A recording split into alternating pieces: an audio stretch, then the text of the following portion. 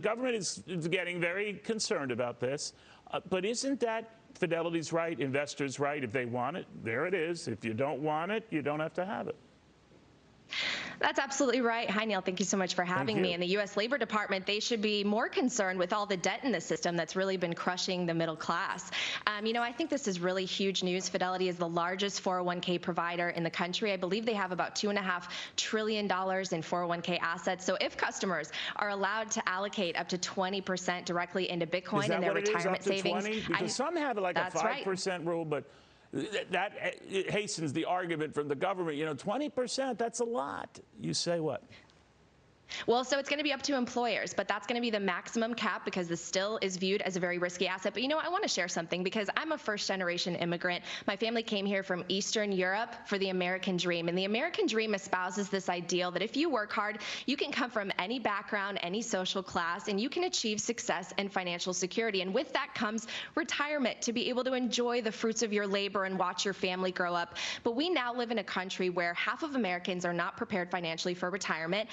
Nearly half have had to actually dip into their retirement savings, and about a third don't even have retirement plans or accounts at all. So, pensions are struggling with negative real yields, and assisted living facilities and nursing homes are more costly than ever. So you have to stop and think, how are younger generations going to be able to afford to retire? So many of them see Bitcoin as a life raft because although it's volatile in the short term, retirement is the long-term strategy. It's the long game. Easy money, Natalie, I've asked you this before. But do you think the easy money has been made in Bitcoin and the cryptocurrency arena? I know it's vastly expanded. There are ETFs that are waiting on the runway tied to this, many more.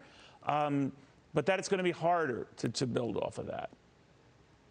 I think that Bitcoin is the most financially inclusive technology that has ever been invented. And of course, with any technology network, the earliest adopters benefit the most. But we're still early. This is a 13-year-old technology network that is bringing financial inclusion to everyone. It is not only a powerful savings technology that's rivaling the appreciation in things like bonds and stocks, but it's also a revolutionary payment rail that I think is going to allow access to people to transact from one place in the world to another without a middleman taking a cut. So I think this is very, very powerful, and I'm not surprised that people want to allocate to their 401ks. And then people are free to do with their money what they want to do, with some, I guess, provisos and all of that. But you're quite right. That's their call. That shouldn't be the government's call.